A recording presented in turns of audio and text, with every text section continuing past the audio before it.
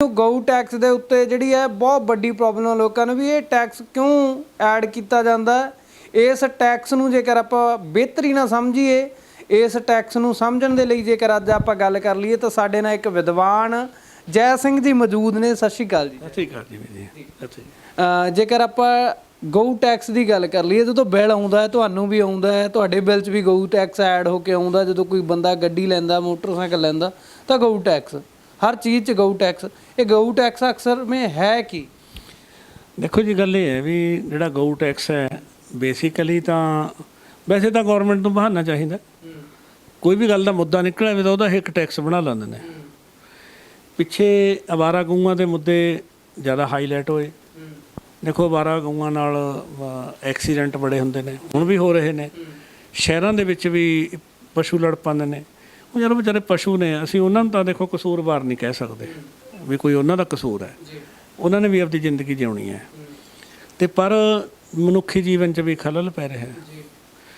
ਅਤੇ ਗੌਰਮੈਂਟ ਨੂੰ ਕੁਛ ਚਲੋ ਜਥੇਬੰਦੀਆਂ ਨੇ ਇਹ ਜ਼ੋਰ ਪਾਇਆ ਵੀ ਤੁਸੀਂ ਗਊਆਂ ਨੂੰ ਸੰਭਾਲੋ, ਇਹਨਾਂ ਦੀ ਸੰਭਾਲ ਕਰੋ, ਅਤੇ ਉਹਨਾਂ ਨੇ ਚੱਕ ਕੇ ਉਹਦੇ ਨਾਂ 'ਤੇ ਇੱਕ ਟੈਕਸ ਵੀ ਬਣਾ ਤਾ, ਗਊ ਟੈਕਸ। ਸਾਡੇ ਬਿਜਲੀ ਦੇ ਬਿੱਲਾਂ 'ਤੇ ਵੀ ਲੱਗ ਗਿਆ ਤੇ कोई ਵਹੀਕਲ ਲੈਂਦੇ ਆ, ਹਾਂ ਕੋਈ ਰੋਜ਼ਮਰਾ ਦੀਆਂ ਚੀਜ਼ਾਂ 'ਤੇ ਵੀ ਉਹਦਾ ਇਫੈਕਟ ਆ ਗਿਆ। ਪਰ ਸਿਤਮ ਦੀ ਗੱਲ ਹੈ ਵੀ ਗਊ ਤਾਂ ਉਹਨਾਂ ਨੇ ਕੋਈ ਸੰਭਾਲੀ ਹੀ ਨਹੀਂ। ਗਊਆਂ ਨੂੰ ਕੋਈ ਸੰਭਾਲੂ ਵੀ ਕਿੰਨਾ ਕੁ। ਮੈਂ ਤਾਂ ਕਹਿੰਦਾ ਵੀ ਇਹਦੇ ਪੈਰਲਲ ਜਾਂ ਤੱਕ ਮੰਤਰਾਲਾ ਹੀ ਬਣਾ ਦਿਓ ਪੂਰੇ ਦਾ ਪੂਰਾ, ਜਿਹੜਾ ਗਊਆਂ ਨੂੰ ਸੰਭਾਲ ਲਿਆ ਕਰੇ। ਕੁਛ ਪਿੰਡਾਂ ਦੀ ਜ਼ਮੀਨ ਭਾਈ ਐਕਵਾਇਰ ਕਰ ਲਓ। ਹੁਣ ਐਡੇ ਐਡੇ ਜਾਨਵਰ ਨੇ, ਉਹਨਾਂ ਨੂੰ ਘੱਟੋ ਘੱਟ ਵੀ 50 ਕਿਲੋ ਜਿਹੜਾ ਚਾਰਾ ਹੈ ਸ਼ਾਮ ਤੱਕ ਉਹ ਪਸ਼ੂ ਨੂੰ ਚਾਹੀਦਾ, ਉਹਦੀ ਜ਼ਰੂਰਤ ਹੈ। ਮਤਲਬ ਸਾਨੂੰ ਕੋਈ ਗਊਆਂ ਦੁਪਿਆਰੀਆਂ ਨਹੀਂ ਹੈਗੀਆਂ। ਮੈਂ ਕਿਸਾਨੀ ਪਰਿਵਾਰ ਨਾਲ ਸੰਬੰਧਿਤ ਹਾਂ। ਬਲਦਾਂ ਨਾਲ ਖੇਤੀ ਹੁੰਦੀ ਰਹੀ, ਬਲਦ ਪੁੱਤਾਂ ਤੋਂ ਵੱਧ ਪਿਆਰੇ ਹੁੰਦੇ ਰਹੇ। ਬਲਦ ਕਿਉਂਕਿ ਮਿਲਦੀ ਗਊਆਂ ਤੋਂ, ਪਰ ਗਊਆਂ ਦੇ ਦੁੱਧ ਦੇ ਸਿਰ 'ਤੇ ਗੇਮ ਨਹੀਂ ਕਦੇ ਲੱਗੀ। ਦੁੱਧ ਦਾ ਘਰ ਤਾਂ ਦੇਖੋ ਮੱਝਾਂ ਹੀ ਪੂਰਾ ਕਰਦੀ ਰਹੀਆਂ। ਗਊ ਦੀ ਇਸ ਕਰਕੇ ਕਦਰ ਤੀ। ਹੁਣ ਬਲਦਾਂ ਦੀ ਲੋੜ ਨਹੀਂ ਰਹੀ ਤਾਂ ਗਊ ਦੀ ਕਦਰ ਨਹੀਂ ਰਹੀ। ਦੂਜੇ ਪਾਸੇ ਜਿਹੜਾ ਗਊ ਸੀ, ਇਹ ਚਲੋ ਇੱਕ ਸਾਡੇ ਜੋ ਹਿੰਦੂ ਕਮਿਊਨਿਟੀ ਹੈ, ਭਰਾ ਨੇ, ਉਹਨਾਂ ਦੀਆਂ ਭਾਵਨਾਵਾਂ ਨਾਲ ਜੁੜਿਆ ਹੋਇਆ। ਕੋਈ ਬੁਰੀ ਗੱਲ ਨਹੀਂ ਹੈ, ਉਹਨਾਂ ਦੀ ਆਸਥਾ ਹੈ, ਕੋਈ ਤਕਲੀਫ ਨਹੀਂ ਹੈ। ਪਰ ਸਵਾਲ ਤਾਂ ਇਹ ਵੀ ਜਿਹੜਾ ਸਾਡੇ ਤੋਂ ਪੈਸਾ ਲੈ ਲਿਆ ਗਿਆ, ਜਾਂ ਤਾਂ ਉਹਨਾਂ ਨੂੰ ਸੰਭਾਲ ਲਓ ਜਾਂ ਫਿਰ ਟੈਕਸ ਖਤਮ ਕਰਕੇ ਲੋਕਾਂ ਨੂੰ ਉਹਨਾਂ ਦੇ ਰਹਿਮੋ ਕਰਮ 'ਤੇ ਛੱਡੋ। ਤਾਂ ਹੁਣ ਵੀ ਹੈ। ਅਸੀਂ ਦੇਖੋ ਗਊਆਂ ਦੇ ਰਹਿਮਤੀਆਂ ਵੀ ਢੁੱਡ ਮਾਰੇ ਨਾ ਮਾਰੇ, ਕਿਸੇ ਨੂੰ ਸਿੱਟੇ ਨਾ ਸਿੱਟੇ। ਕਿਉਂਕਿ ਅਕਸਰ ਰੋਜ਼ਾਨਾ ਦੇ ਵਿੱਚ ਬਹੁਤ ਨਿਊਜ਼ਾਂ ਆਉਂਦੀਆਂ ਨੇ ਜਿਹੜੀਆਂ ਕਿ ਗਊ ਦੇ ਨਾਲ ਜਾਂ ਸਾਣ ਦੇ ਨਾਲ ਜਿਹੜਾ ਰੋਡ ਦੇ ਉੱਪਰ ਐਕਸੀਡੈਂਟ ਹੋ ਜਾਂਦਾ। ਹਾਂ, ਪਰ ਦੇਖੋ ਗੱਲ ਇਹ ਹੈ, ਇਹ ਨਹੀਂ ਹੈ ਵੀ ਇਕੱਲਾ ਮਨੁੱਖ ਦਾ ਨੁਕਸਾਨ ਹੁੰਦਾ ਯਾਰ। ਜਦੋਂ ਕੋਈ ਵਹੀਕਲ ਕਿਸੇ ਜਾਨਵਰ 'ਚ ਵੱਜਦਾ, ਉਹਦੇ ਵੀ ਤਾਂ ਸੱਟ ਵੱਜਦੀ ਹੋਊ, ਉਹਦੀਆਂ ਵੀ ਹੱਡੀਆਂ ਪਸਲੀਆਂ ਟੁੱਟਦੀਆਂ ਨੇ, ਉਹ ਵੀ ਤਕਲੀਫ ਉਠਾਉਂਦਾ, ਬੋਲ ਕੇ ਨਹੀਂ ਦੱਸ ਸਕਦਾ। ਤਾਂ ਫਿਰ ਨਲਾਇਕੀਆਂ ਨਹੀਂ ਤਾਂ ਹੋਰ ਕੀ ਨੇ। ਦੇਖੋ ਦੋ ਹੀ ਗੱਲਾਂ ਨੇ, ਜਾਂ ਤਾਂ ਸਰਕਾਰ ਸੰਭਾਲ ਸਕਦੀ ਹੈ, ਸੰਭਾਲ ਲੈ, ਕੋਈ ਇਤਰਾਜ਼ ਨਹੀਂ। ਟੈਕਸ ਹੈ, ਦੇ ਦਿਆਂਗੇ। ਪਰ ਹੁਣ ਇੱਕ ਪਾਸੇ ਸਾਡੇ ਤੋਂ ਟੈਕਸ ਵੀ ਲਿਆ ਜਾ ਰਿਹਾ ਹੈ, ਦੂਜੇ ਪਾਸੇ ਉਹਨਾਂ ਦਾ ਸੰਭਾਲ ਵੀ ਨਹੀਂ ਹੋ ਰਹੀ। ਇਹ ਬਹੁਤ ਮਾੜੀ ਗੱਲ ਹੈ। ਅੰਤ ਨਹੀਂ ਮਾੜੀ। ਪੈਸਾ ਜਾਂਦਾ ਕਿੱਥੇ ਹੋਊਗਾ? ਗਊ ਟੈਕਸ ਦਾ ਜਿਹੜਾ ਪੈਸਾ ਇਹ ਆਖਰ ਨੂੰ ਜਾਂਦਾ ਕਿੱਥੇ ਹੋਊ? ਕਿਉਂਕਿ ਸਰਕਾਰ ਨੇ ਕਦੇ ਵੀ ਗਊ ਟੈਕਸ ਦਾ ਜਿਹੜਾ ਕੋਈ ਹਿਸਾਬ ਕਿਤਾਬ ਨਹੀਂ ਦਿੰਦੇ ਨਹੀਂ। ਟੈਕਸ ਤਾਂ ਤੁਸੀਂ ਹੁਣ ਕੋਈ ਮਸਲਾ ਜਾਂ ਕੋਈ ਯਾਦ ਕਰਾ ਦਿਓ ਵੀ ਆਹ ਇੱਕ ਵੱਡਾ ਮਸਲਾ ਖੜਾ ਹੋ ਗਿਆ, ਉਹਦੇ ਨਾਂ 'ਤੇ ਸ਼ਾਮ ਨੂੰ ਟੈਕਸ ਧਰ ਦੇਣਗੇ। ਇਹਨਾਂ ਨੇ ਕੀ ਤੇਲ ਮੱਚਦਾ। ਇਹ ਤਾਂ ਜੇ ਤੁਸੀਂ ਕੱਲ੍ਹ ਨੂੰ ਜ਼ਿਆਦਾ ਮੀਡੀਆ 'ਚ ਹਾਈਲਾਈਟ ਕਰ ਦਿਓ ਵੀ ਆ ਦੇਖੋ ਜੀ ਜਿਹੜੇ ਕੁੱਤੇ ਨੇ ਲੋਕਾਂ ਨੂੰ ਵੱਢ ਰਹੇ ਨੇ ਅਤੇ ਇਹ ਲੋਕਾਂ ਦਾ ਨੁਕਸਾਨ ਕਰ ਰਹੇ ਨੇ, ਇਹ ਨਹੀਂ ਪਤਾ ਵੀ ਦੱਸ ਦੇਣਾ ਤੁਹਾਡੇ 'ਤੇ ਕੁੱਤਾ ਟੈਕਸ ਲਾ ਦੇਣ ਵੀ ਭਾਈ ਇਹਨਾਂ ਨੂੰ ਸੰਭਾਲਣ ਦਾ ਟੈਕਸ। ਸੰਭਾਲਣਾ ਤਾਂ ਹੈ ਨਹੀਂ। ਦੇਖੋ ਕੋਈ ਸ਼ੱਕ ਨਹੀਂ ਹੈ ਵੀ ਸਰਕਾਰਾਂ ਸਾਡੀਆਂ ਆਪਦੀਆਂ ਡਿਊਟੀਆਂ ਤੋਂ ਭੱਜ ਚੁੱਕੀਆਂ ਨੇ, ਸ਼ਰੇਆਮ ਭੱਜ ਚੁੱਕੀਆਂ ਨੇ। ਉਹ ਸਿਰਫ ਟੈਕਸ ਲਾਉਣੇ ਜਾਣਦੀਆਂ ਨੇ, ਲੋਕਾਂ ਨੂੰ ਮਸਲਾ ਹੱਲ ਨਹੀਂ ਕਰਨਾ ਜਾਣਦੇ। ਅਸੀਂ ਇਹ ਕਹਿੰਦੇ ਵੀ ਇਹ ਜਿਹੜੇ ਬੇਜਵਾਨ ਨੇ, ਜਾਂ ਤਾਂ ਇਹਨੂੰ ਕਿਸੇ ਤਰੀਕੇ ਨਾਲ ਸੰਭਾਲਿਆ ਜਾਵੇ।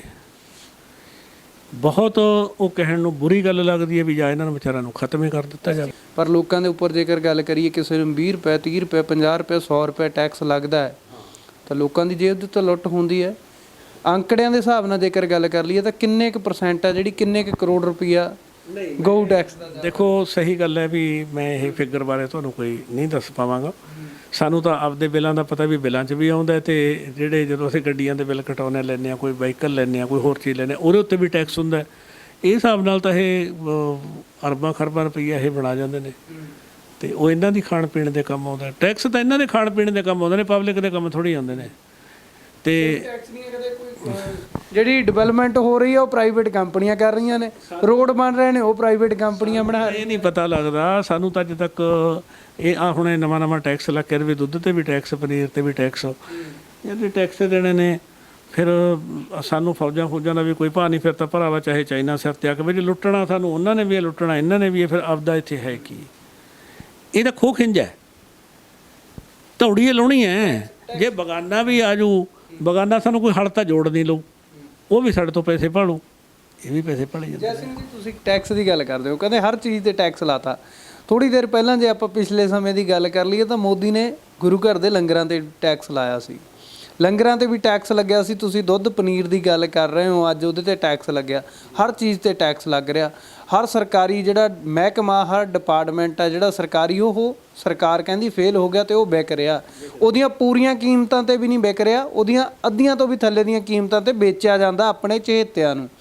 ਪਰ ਜਿਹੜੇ ਰੋਡ ਨੇ, ਜੋ ਡਿਵੈਲਪਮੈਂਟ ਹੈ, ਉਹ ਪ੍ਰਾਈਵੇਟ ਕੰਪਨੀਆਂ ਕਰਦੀਆਂ ਨੇ, ਉਹ ਸਾਥੋਂ ਇੱਕ ਵੱਖਰਾ ਟੈਕਸ ਲੈਂਦੀਆਂ ਨੇ, ਉਹ ਉਹਨਾਂ ਨੇ ਆਪਣੀ ਜੇਬ ਭਰਨੀ। ਦੇਖੋ ਦੋ ਕੰਮ ਨੇ, ਜਿਹੜੀ ਤਾਂ ਤੁਸੀਂ ਸਹੂਲਤ ਲੈਣੀ ਹੈ ਉਹਦੇ ਤਾਂ ਤੁਸੀਂ ਪੈਸੇ ਪੇ ਕਰੋ।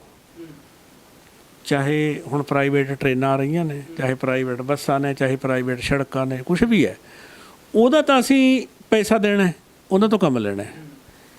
ਤੇ ਇਹ ਕਿਉਂਕਿ ਅਸੀਂ ਜਿਹੜੇ ਡਾਕੂ ਸਿਰ ਤੇ ਬਿਠਾਏ ਨੇ, ਜਿਹੜੇ ਮਰਜ਼ੀ ਦੀ ਸਰਕਾਰ ਹੋਵੇ, ਜਿਹੜੀ ਮਰਜ਼ੀ, ਹਾਂ ਇਹ ਲੁੱਟਣ ਤੇ ਲੱਗੇ ਹੋਏ ਨੇ। ਇਹਨਾਂ ਦਾ ਕੰਮ ਹੈ ਵੀ ਇਹ ਗੁੰਡਾ ਟੈਕਸ ਹੈ।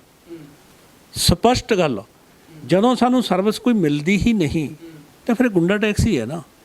ਗੁੰਡੇ ਵੀ ਇਹੀ ਕੰਮ ਕਰਦੇ ਨੇ, ਉਹ ਕਹਿੰਦੇ ਨੇ ਵੀ ਦੇਖੋ ਤੁਹਾਨੂੰ ਸਾਥੋਂ ਬਿਨਾਂ ਕੋਈ ਨਹੀਂ ਬਚਾ ਸਕਦਾ, ਇਸ ਕਰਕੇ ਦਿਓ ਪੈਸੇ। ਡਾਕੂ ਕਰਦੇ ਹੁੰਦੇ ਸੀ, ਡਾਕੂ ਹੁਣ ਵੀ ਕਰਦੇ ਨੇ ਜੀ, ਗੁੰਡੇ ਕਰਦੇ ਆ। ਬੰਬੇ ਵਰਗੇ ਸ਼ਹਿਰਾਂ 'ਚ ਹੁਣ ਵੀ ਮਾਫੀਆ ਹੈਗਾ, ਤੇ ਇੱਥੇ ਇਹ ਹੀ ਕੰਮ ਕਰਦੇ ਨੇ ਵੀ ਨਹੀਂ ਤੁਹਾਨੂੰ ਅਸੀਂ ਘੜਾਂਗੇ, ਤੁਹਾਨੂੰ ਕੁੱਟਾਂਗੇ, ਪੈਸੇ ਦਿਓ।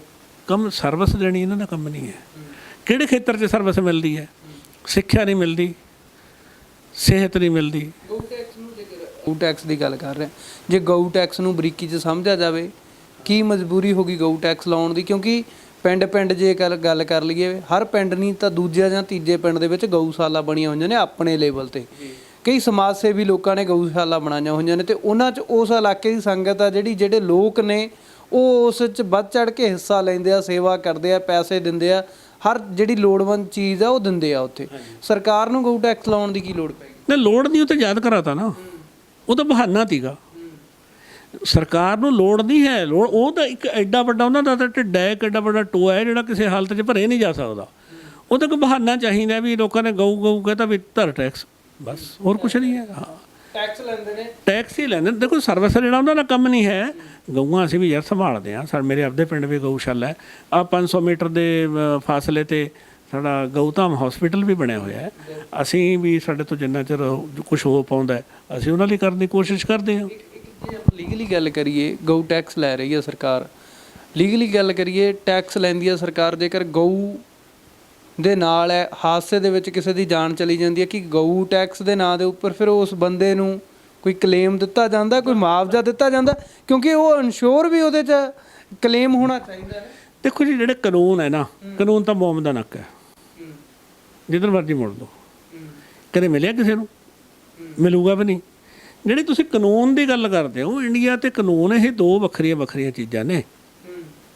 ਮਾੜੇ ਵਾਸਤੇ ਕਾਨੂੰਨ ਹੈ, ਤਕੜੇ ਵਾਸਤੇ ਕੋਈ ਕਾਨੂੰਨ ਨਹੀਂ। ਮੋਦੀ ਸਾਹਿਬ ਦਾ ਕਿਹਾ ਕਾਨੂੰਨ ਹੈ, ਮਨਮੋਹਨ ਦਾ ਕਿਹਾ ਕਾਨੂੰਨ ਹੈ। ਕਾਨੂੰਨ ਕਿੱਥੇ ਨੇ ਯਾਰ ਇੱਥੇ? ਇਹ ਕਾਨੂੰਨਾਂ ਤੋਂ ਲੈਸ ਹੈ, ਇਹ ਫ੍ਰੀ ਹੈ। ਮੈਂ ਤੁਹਾਨੂੰ ਇੱਕੋ ਦੱਸਿਆ ਵੀ ਉਹਨਾਂ ਦਾ ਕਾਨੂੰਨਾਂ ਨਾਲ ਕੋਈ ਤਾਲੁਕਾਤ ਨਹੀਂ, ਸਰਵਿਸ ਨਾਲ ਕੋਈ ਤਾਲੁਕਾਤ ਨਹੀਂ। ਸਾਡੀਆਂ ਸਰਕਾਰਾਂ ਦਾ ਕੰਮ ਹੈ ਇੱਕ ਗੁੰਡਾ ਟੈਕਸ ਕਰਾਉਣਾ ਤੇ ਉਹਦੇ ਸਿਰ ਤੇ ਐਸ਼ ਕਰਨੀ, ਇਸ ਤੋਂ ਵੱਧ ਉਹਨਾਂ ਦਾ ਕੋਈ ਕੰਮ ਨਹੀਂ। ਨਹੀਂ, ਇੱਥੇ ਲੋਕ ਬਾਗੀ ਨਹੀਂ ਹੋਣਗੇ, ਇਹ ਲੋਕ ਬਾਗੀ ਨਹੀਂ ਹੋ ਸਕਦੇ।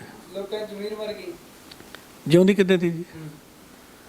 ਪੰਜਾਬ ਆਏ, ਤੁਸੀਂ ਗਲਤ ਗੱਲ ਕਹਿ ਰਹੇ ਹੋ। ਪੰਜਾਬ ਆਏ, ਪੰਜਾਬ ਦੇ ਅਣਖੀ ਲੋਕ ਨੇ, ਜਿਉਂਦੀ ਜ਼ਮੀਰਾਂ ਵਾਲੇ ਲੋਕ ਨੇ। ਕਿਸਾਨੀ ਅੰਦੋਲਨ ਨੂੰ ਟੱਕਰ ਜੇ ਦੇਣ ਗਏ ਆ ਤਾਂ ਪੰਜਾਬ ਵਾਲੇ ਗਏ। ਉਹ ਮੈਂ ਇੱਕ ਗੱਲ ਫਿਰ ਮੈਂ ਓਪਨਲੀ ਦੁਹਰਾ ਦਿੰਦਾ, ਤੁਸੀਂ ਕੁਛ ਚੁਣਿੰਦਾ ਯੋਧਿਆਂ ਨੂੰ ਛੱਡ ਕੇ, ਮੈਂ ਫਿਰ ਦੁਬਾਰਾ ਰਿਪੀਟ ਕਰ ਰਿਹਾ, ਸਿੱਖ ਕੌਮ ਰਹੀ। ਸਿੱਖ ਕੌਮ ਦਾ ਮਤਲਬ ਸਾਰੀ ਪਬਲਿਕ ਨਹੀਂ ਹੈ, ਉਹ ਚੁਣਿੰਦਾ ਲੋਕ ਤੇ ਜਿਨ੍ਹਾਂ ਨੂੰ ਲੜਾਈ ਲੜੀ, ਗਿਣਤੀ ਦੇ ਲੋਕ ਤੇ। ਫਿਰ ਗਿਣਤੀ ਦੇ ਲੋਕ ਇਹ ਬਦਾਲੀ ਵਰਗੇ ਤੇ ਜਿਹੜੇ ਬਾਹਰਲੇ ਕੰਟਰੀ ਤੋਂ ਆ ਕੇ ਵੀ ਲੁੱਟ ਜਾਂਦੇ ਤੇ। ਜਿਹੜੀਆਂ ਜ਼ਮੀਰਾਂ ਜਮੂਰਾਂ ਵਾਲੀ ਗੱਲ ਹੈ ਨਾ, ਜ਼ਮੀਰਾਂ ਜਮੂਰਾਂ ਤਾਂ ਇੱਥੇ ਮੁੱਕ ਗਈਆਂ।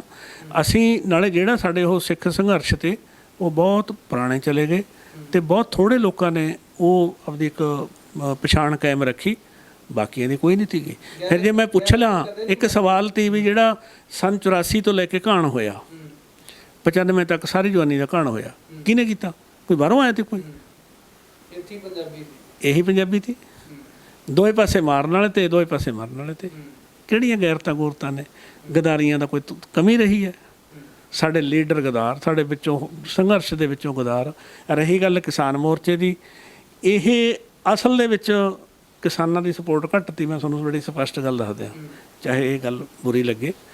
ਸਿੱਧੀ ਜੀ ਗੱਲ ਤਾਂ ਇਹ ਸੀ ਵੀ ਜਿਸ ਸਪੀਡ ਨਾਲ ਮੋਦੀ ਕਾਨੂੰਨ ਤੇ ਕਾਨੂੰਨ ਸਿੱਟਦਾ ਜਾ ਰਿਹਾ ਸੀ ਵੀ ਆਹ ਵੀ ਕਾਨੂੰਨ, ਆਹ ਵੀ ਕਾਨੂੰਨ, ਪੰਜਾਬ ਨੇ, ਕੋਈ ਸ਼ੱਕ ਨਹੀਂ ਹੈ, ਪੰਜਾਬ ਨੇ ਸਿਰਫ ਉਹਦਾ ਜਿਹੜਾ ਇਹ ਅਸ਼ਵਮੇਧ ਯੱਗ ਦਾ ਘੋੜਾ ਤੀ ਨਾ, ਉਹਦੀਆਂ ਬਾਗਾਂ ਫੜੀਆਂ ਤੇ ਵੀ ਤੈਨੂੰ ਅਸੀਂ ਰੋਕਾਂਗੇ, ਰੋਕਿਆ। ਪਰ ਇਹ ਵੀ ਗੱਲ ਮਜ਼ੇ ਦੀ ਤੀ, ਉਹ ਇਕੱਲਾ ਕਿਸਾਨਾਂ ਨੇ ਨਹੀਂ ਰੋਕਿਆ, ਹਰ ਵਰਗ ਨੇ ਰੋਕਿਆ, ਹਰ ਵਰਗ ਨੇ ਰੋਕਿਆ, ਹਰ ਧਰਮ ਨੇ ਰੋਕਿਆ। ਜਿਹੜਾ ਕਿਸਾਨ ਮੋਰਚਾ ਤੀ, ਤੁਸੀਂ ਉਹਨੂੰ ਇਕੱਲਾ ਸਿੱਖ ਮੋਰਚਾ ਨਹੀਂ ਕਹਿ ਸਕਦੇ।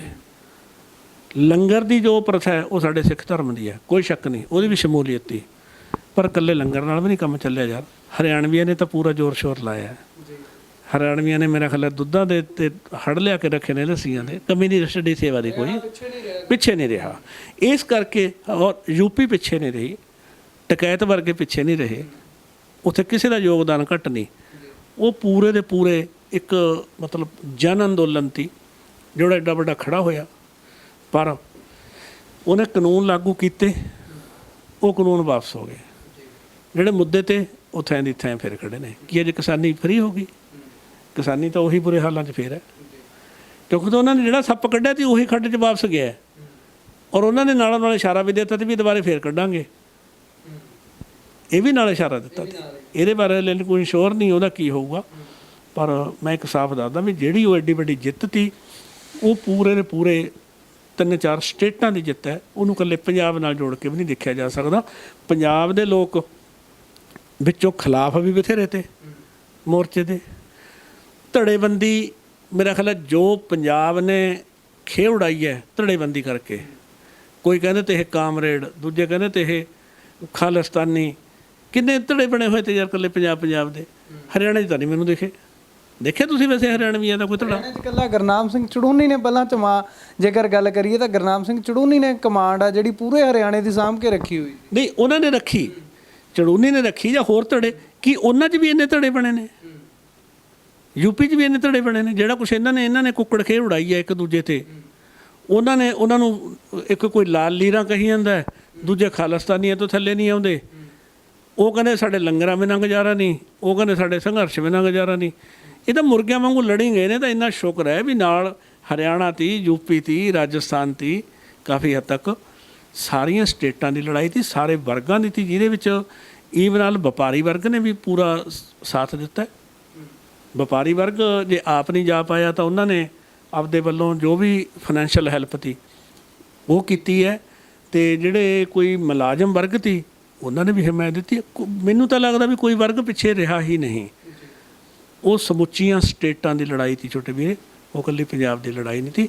ਸ਼ੁਰੂਆਤ ਤਾਂ ਜਿਹੜੀ ਲੜਾਈ ਦੀ ਤੁਸੀਂ ਗੱਲ ਕਰਦੇ ਹੋ, ਸ਼ੁਰੂਆਤ ਹੈ ਵੀ ਜੇ ਇੱਥੇ ਕੋਈ ਹੋਰ ਨਾ ਹੋਵੇ ਅਸੀਂ ਆਪਸ ਲੜ ਪੈਂਦੇ ਹਾਂ। ਲੜਾਈ ਤਾਂ ਸਾਡਾ ਪੇਸ਼ਾ ਹੈ, ਪਰ ਲੜਾਈ ਦੀ ਸੇਧ ਤਾਂ ਹੋਵੇ। ਜਿਹੜੀ ਗੱਲ ਤੁਸੀਂ ਕਹੀ ਹੈ ਵੀ ਇਸ ਮੁੱਦੇ 'ਤੇ ਕੋਈ ਸੰਘਰਸ਼ ਹੋਊ, ਕਦੇ ਵੀ ਨਹੀਂ ਹੁੰਦਾ ਨਾ। ਇਸ ਮਸਲੇ ਤੋਂ ਜੇ ਫਿਰ ਬਚਣ ਦਾ ਕੋਈ ਰਾਹ ਲੱਭਿਆ ਜਾ ਸਕਦਾ ਕਿਸੇ, ਕੋਈ ਲੀਗਲੀ ਜੇਕਰ ਕਹਿ ਦਈਏ ਲੜਾਈ ਲੜੀ ਜਾ ਸਕਦੀ ਹੈ, ਕੋਈ ਕਾਨੂੰਨੀ ਪ੍ਰਕਿਰਿਆ ਦੇ, ਕੋਈ ਇੱਕ ਬੰਦਾ ਵੀ ਅਣਖ ਲੈ ਕੇ ਆਪਦੀ ਜਾ ਕੇ ਕੋਈ ਸਰਕਾਰ ਦੇ ਖਿਲਾਫ ਮੋਰਚਾ? ਕਾਨੂੰਨ ਬਾਰੇ ਮੈਂ ਤੁਹਾਨੂੰ ਪਹਿਲਾਂ ਦੱਸ ਚੁੱਕਿਆ, ਇੱਥੇ ਦੀ ਕਾਨੂੰਨ ਵਿਵਸਥਾ 'ਚ ਕੋਈ ਭਰੋਸਾ ਨਹੀਂ ਰਿਹਾ, ਕੋਈ ਕਾਨੂੰਨ ਨਹੀਂ। ਤੁਸੀਂ ਅੱਜ ਕਿਸੇ ਦੇ ਖਿਲਾਫ, ਸਰਕਾਰ ਦੇ ਖਿਲਾਫ ਇੱਕ ਅਰਜੀ ਪਾ ਦਿਓ, ਸਰਕਾਰ ਬੜੀ ਤੇਜ਼ੀ ਨਾਲ ਹਰਕਤ 'ਚ ਆਊਗੀ। ਜਿਹਦੇ ਖਿਲਾਫ ਸ਼ਿਕਾਇਤ ਕੀਤੀ ਹੈ ਉਹ 'ਤੇ ਐਕਸ਼ਨ ਹੋਊਗਾ, ਪਰ ਨਾਲੋਂ ਨਾਲ ਹੋ ਸਕਦਾ ਈਡੀ ਦੀ ਵੀ ਲੇਟ ਆ ਜੀ, ਬਸ ਕੁਛ ਦਿਨਾਂ ਬਾਅਦ ਤੁਹਾਡੀ ਸੰਗੀ ਘੁੱਟੀ ਜਾਊਗੀ। ਬਸ ਕਾਹਦਾ ਕਾਨੂੰਨ ਦੀ ਗੱਲਾਂ ਕਰਦੇ ਯਾਰ। ਜੇ ਆਪਾਂ ਮੋਟੀ ਗੱਲ ਕਰ ਲਈਏ, ਗਊ ਟੈਕਸ ਦੇ ਥਰੂ ਜਦ ਆਪਾਂ ਨੂੰ ਬਿਜਲੀ ਦੇ ਬਿੱਲ ਤੇ ਪੈਂਦਾ, ਹੋ ਸਕਦਾ ਹੈ ਗਊ ਟੈਕਸ ਕਿਸੇ ਨਾ ਕਿਸੇ ਤਰੀਕੇ ਗੈਸ ਸਿਲੰਡਰ ਤੇ ਵੀ ਲੈਤਾ ਜਾਂਦਾ ਹੋਵੇ ਜਾਂ ਹੋਰਾਂ ਚੀਜ਼ਾਂ ਤੇ ਵੀ ਲਿਆ ਜਾਂਦਾ ਹੋਵੇ। ਬਿਜਲੀ ਹਰ ਚੀਜ਼ ਦੇ ਉੱਤੇ ਵਰਤੀ ਜਾਂਦੀ ਹੈ।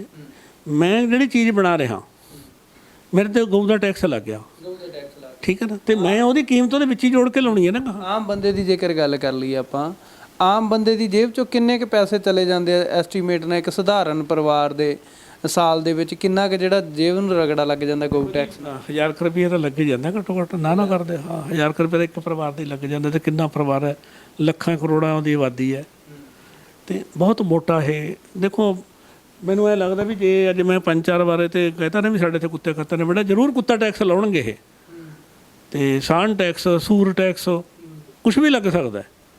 ਇਸ ਕਰਕੇ ਮੈਂ ਇਹੀ ਕਹਿੰਦਾ ਵੀ ਇਹ ਮੁੱਦੇ ਨੂੰ ਭਰਾਵਾ ਹਾਈਲਾਈਟ ਨਾ ਹੀ ਕਰਿਆ ਕਰੋ, ਇਹਨਾਂ ਨੇ ਟੈਕਸ ਨਵਾਂ ਹੋਰ ਲਾ ਦੇਣਾ। ਕਹਿੰਦਾ ਹਾਂ, ਉਹ ਪੰਜਾਬੀ 'ਚ ਕਹਿੰਦੇ ਨੇ, ਕਹਿੰਦਾ ਕਮਲੇ ਅੱਗ ਨਾ ਲਾ ਦੀ, ਕਹਿੰਦਾ ਭਲੇ ਨੂੰ ਤੁਸੀਂ ਯਾਦ ਕਰਾਤੀ ਮੇਰੇ। ਹਾਂ ਮੈਂ ਤਾਂ ਲਾਉਂਗਾ ਹਾਂ, ਅੱਗ ਲਾਉਂਗਾ। ਹੁਣ ਗੱਲ ਇਹ ਆ ਵੀ ਇਹਦਾ ਮਤਲਬ ਇਹ ਸਮਝ ਲਈਏ ਵੀ ਇਹ ਲੋਕ ਨੇ ਜਿਹੜੇ ਇਹ ਆਜ਼ਾਦ ਮੁਲਕ ਦੇ ਵਾਸੀ ਨਹੀਂ ਹੈਗੇ, ਗੁਲਾਮ ਮੁਲਕ ਦੇ ਵਾਸੀ ਨੇ। ਨਹੀਂ, ਆਜ਼ਾਦ ਮੁਲਕ ਵੀ ਕੀ ਕਿਹਾ ਜਾਵੇ, ਆਪਦੀ ਜ਼ਮੀਨ ਸਭ ਨੂੰ ਅਸਲ ਤੇ ਆਪੋ ਆਪਦੀ ਪਈ ਹੋਈ ਹੈ। ਅਗਲਾ ਕਹਿੰਦਾ ਵੀ ਆਪਦੇ 2 ਥਾਂ ਚੋਈਏ, ਦੂਜੇ ਬਾਰੇ ਚਾਹੇ ਲੱਤ ਵੱਜੇ। ਹੁਣ ਸਾਡੇ ਜੋ ਇਨਸਾਨੀਅਤ ਨਸੂਨੀਅਤ ਵਾਲੀ ਗੱਲ ਗਈ, ਉਹ ਚੀਜ਼ ਨਹੀਂ ਹੈ। ਹੁਣ ਤਾਂ ਆਪਦਾ ਉੱਲੂ ਸਿੱਧਾ ਕਰਨਾ, ਜਿਵੇਂ ਮਰਜ਼ੀ ਹੋ ਜੇ, ਦੂਜੇ ਦੀ ਕੋਈ ਪਰਵਾਹ ਨਹੀਂ। ਜਿੰਨੀ ਦੇਰ ਇਕੱਠ ਨਹੀਂ ਹੁੰਦੀ, ਯੂਨਿਟੀ ਨਹੀਂ ਹੁੰਦੀ, ਉਹਨਾਂ ਦੇ ਕੰਮ ਨਹੀਂ ਹੁੰਦਾ। ਨਿਸ਼ਕਾਮ ਤਾਂ ਸਾਡੇ ਹੋਰ ਲੋਕ ਹੋਏ ਨਹੀਂ। ਜਿਹੜੀਆਂ ਆਪਾਂ ਜ਼ਮੀਰਾਂ ਵਾਲਿਆਂ ਦੀ ਵੀ ਗੱਲ ਕੀਤੀ ਹੈ ਨਾ, ਜ਼ਮੀਰਾਂ ਵਾਲੇ ਜਿਹੜੇ ਲੋਕ ਤੇ ਸਾਡੇ ਗੁਰੂ ਸਾਹਿਬਾਨ ਜਾਂ ਸਾਡੇ ਯੋਧੇ, ਉਹਨਾਂ ਨੇ ਨਿੱਜ ਸਵਾਰਥ ਤੋਂ ਉੱਠ ਕੇ ਲੜਾਈਆਂ ਲੜੀਆਂ ਤੇ ਆਪਦੇ ਵਾਸਤੇ ਲੜਾਈਆਂ ਨਹੀਂ ਲੜੀਆਂ। ਬੜਾ ਫਰਕ ਸੀ। ਅਸੀਂ ਸਾਰੇ ਉਹਨਾਂ ਨਾਲ ਕੰਪੇਅਰ ਨਹੀਂ ਕਰ ਸਕਦੇ ਵੀ ਅਸੀਂ ਉਹਨਾਂ ਦੀ ਗੱਲ ਕਰੀਏ। ਉਹ ਹਮੇਸ਼ਾ ਲਈ ਇਸ ਧਰਤੀ 'ਤੇ ਲੋਕ ਜਿਉਂਦੇ ਰਹਿਣਗੇ। ਹੋਰ ਵੀ ਜਿਹੜੇ ਅੱਜ ਦੇ ਦੌਰ ਦੇ ਵਿੱਚ ਵੀ ਕੋਈ ਐਸੀਆਂ ਲੜਾਈਆਂ ਲੜਨਗੇ ਪਬਲਿਕ ਦੇ ਹੱਕ 'ਚ, ਪਰ ਹੁਣ ਥੋੜ੍ਹੀ ਜਿਹੀ ਲੜਾਈ ਲੜਨਾ ਮੁਸ਼ਕਲ ਹੋ ਗਿਆ, ਕਿਉਂਕਿ ਸਟੇਟ ਦਾ ਅਤੇ ਆਮ ਲੋਕਾਂ ਦਾ ਜੋ ਲੈਵਲ ਹੈ ਉਹਦਾ ਬਹੁਤ ਜ਼ਿਆਦਾ ਡਿਫਰੈਂਸ ਆ ਗਿਆ। ਹੁਣ ਹਥਿਆਰਬੰਦ ਲੜਾਈਆਂ ਤਾਂ ਸੰਭਵ ਨਹੀਂ ਹੈ। ਲਾਸਟ ਸਵਾਲ ਆ ਮੇਰਾ, ਗਊ ਟੈਕਸ ਲੱਗਦਾ ਜਾਂ ਹੋਰ ਟੈਕਸ ਲੱਗਦੇ ਆ, ਸ਼ਹਿਰਾਂ 'ਚ ਰਹਿੰਦੇ ਨੇ ਜਿਹੜੇ ਲੋਕ ਜਿਨ੍ਹਾਂ ਨੂੰ ਸੀਵਰੇਜ ਟੈਕਸ ਲੱਗਦਾ, ਨਹਾਉਣ ਜਾਂਦਾ ਜੇਕਰ ਬੰਦਾ, ਕੀ ਗੱਲ ਕੱਲ੍ਹ ਨੂੰ ਨਹਾਉਣ 'ਤੇ ਵੀ ਨਾ ਕਿਤੇ ਗਊ ਟੈਕਸ ਲੱਗ ਜਾਵੇ? ਲੱਗ ਸਕਦਾ। ਬਿਜਲੀ ਦੇ ਬਿੱਲ 'ਤੇ ਤਾਂ ਲੱਗਦਾ ਹੀ ਹੈ।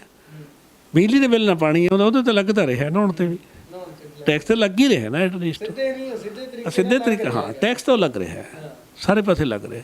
ਮੈਂ ਤੁਹਾਨੂੰ ਦੱਸਿਆ ਮੈਂ ਬਿਜਲੀ ਦਾ ਕੰਮ ਕਰਦਾ, ਜਿਹੜੀ ਚੀਜ਼ ਮੈਂ ਬਣਾਉਣਾ, ਜਦੋਂ ਮੈਂ ਆਪਦੇ ਸਾਰੇ ਨਫੇ ਟੋਟੇ ਵਿੱਚ ਜੋੜੂੰਗਾ, ਆਪਦੇ ਖਰਚੇ ਜੋੜੂ, ਤਾਂ ਵਿੱਚ ਗਊ ਟੈਕਸ ਵੀ ਤਾਂ ਵਿੱਚ ਹੀ ਜੋੜੂ, ਮੈਂ ਉਹਦੇ ਪੱਲਿਓਂ ਥੋੜ੍ਹੀ ਦੇਣਾ। ਕਿਸੇ ਇੰਡਸਟਰੀ ਦੀ ਗੱਲ ਕਰ ਲਈਏ, ਤੁਸੀਂ ਕਹਿ ਰਹੇ ਹੋ ਮੈਂ ਬਿਜਲੀ ਦੇ ਸਿਰ 'ਤੇ ਕੰਮ ਕਰਦਾ, ਇੰਡਸਟਰੀ ਆ, ਗੱਡੀਆਂ ਦੇ ਉੱਪਰ ਗਊ ਟੈਕਸ ਲੱਗਦਾ, ਮੋਟਰਸਾਈਕਲਾਂ 'ਤੇ ਲੱਗਦਾ, ਉਹ ਇੱਕ ਫੈਕਟਰੀ 'ਚ ਬਣਦੀਆਂ ਨੇ। ਜਦ ਬਿਜਲੀ ਦੇ ਉੱਪਰ ਅਸੈਂਬਲ ਕਰਨ ਵਾਲਾ, ਮੈਨੂਫੈਕਚਰਿੰਗ ਕਰਨ ਵਾਲਾ ਗਊ ਟੈਕਸ ਦੇ ਚੁੱਕਿਆ ਹੈ, ਅਤੇ ਉਹਨੇ ਆਪਣੀ ਕੋਸਟ, ਜਿਹੜੀ ਕੋਸਟ ਪੈਂਦੀ ਹੈ ਗੱਡੀ 'ਤੇ, ਉਹ ਪਹਿਲਾਂ ਹੀ ਇੰਕਲੂਡ ਹੈ ਉਹਦੇ 'ਚ ਸਾਰੀ, ਫਿਰ ਉਹ ਜਿਹੜਾ ਗਊ ਟੈਕਸ ਦੁਬਾਰਾ ਲੱਗਦਾ ਗੱਡੀ 'ਤੇ, ਉਹ ਲੱਗਣਾ ਜਾਇਜ਼ ਆ? ਜਾਇਜ਼ ਤਾਂ ਟੈਕਸ ਲੱਗਣਾ ਹੀ ਜਾਇਜ਼ ਨਹੀਂ ਤੀ। ਇਹ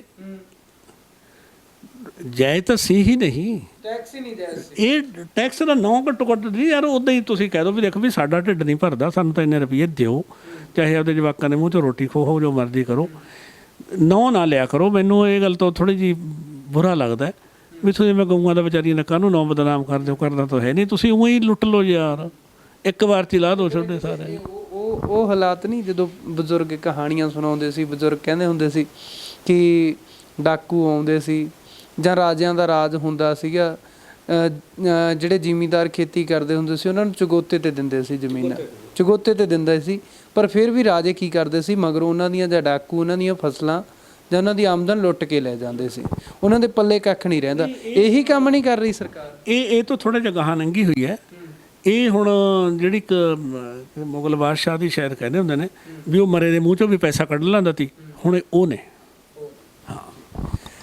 ਦਰਸ਼ਕੋ, ਜੇਕਰ ਆਪਾਂ ਗਊ ਟੈਕਸ ਦੀ ਗੱਲ ਕਰ ਲਈਏ ਤਾਂ ਕਦੇ ਗਊ ਟੈਕਸ ਜਿਹੜਾ ਲੱਗਣਾ ਹੀ ਵਾਜਬ ਨਹੀਂ ਸੀ। ਗਊ ਟੈਕਸ ਦੀ ਕੋਈ ਤੁੱਕ ਨਹੀਂ ਬਣਦੀ ਸੀ, ਬਿਨਾਂ ਤੁੱਕ ਤੋਂ ਜਿਹੜਾ ਗਊ ਟੈਕਸ ਲਾਇਆ ਗਿਆ। ਜੇਕਰ ਗਊ ਟੈਕਸ ਲਾਇਆ ਤਾਂ ਸਰਕਾਰ ਨੂੰ ਚਾਹੀਦਾ ਕਿ ਗਊਆਂ ਨੇ ਜਿਹੜੀਆਂ ਉਹਨਾਂ ਦੀ ਸਾਂਭ ਸੰਭਾਲ ਜ਼ਰੂਰ ਕਰੇ ਸਰਕਾਰ, ਪਰ ਕਈ ਲੋਕ ਨੇ ਜਿਹੜੇ ਉਹ ਇਹ ਵੀਡੀਓ ਦੇਖ ਕੇ ਗਾਲਾਂ ਜ਼ਰੂਰ ਕੱਢਣਗੇ ਕਿ ਜਿਹੜੇ ਜੱਟ, ਜਿਹੜੇ ਲੋਕ ਜਿਨ੍ਹਾਂ ਦੇ ਗਲ ਦੇ ਵਿੱਚ ਜੱਟ ਦਾ ਕੀਲਾ ਫਸਿਆ, ਉਹ ਲੋਕ ਦੁੱਧ ਪੀ ਕੇ ਗਊਆਂ ਨੂੰ ਛੱਡ ਦਿੰਦੇ ਨੇ।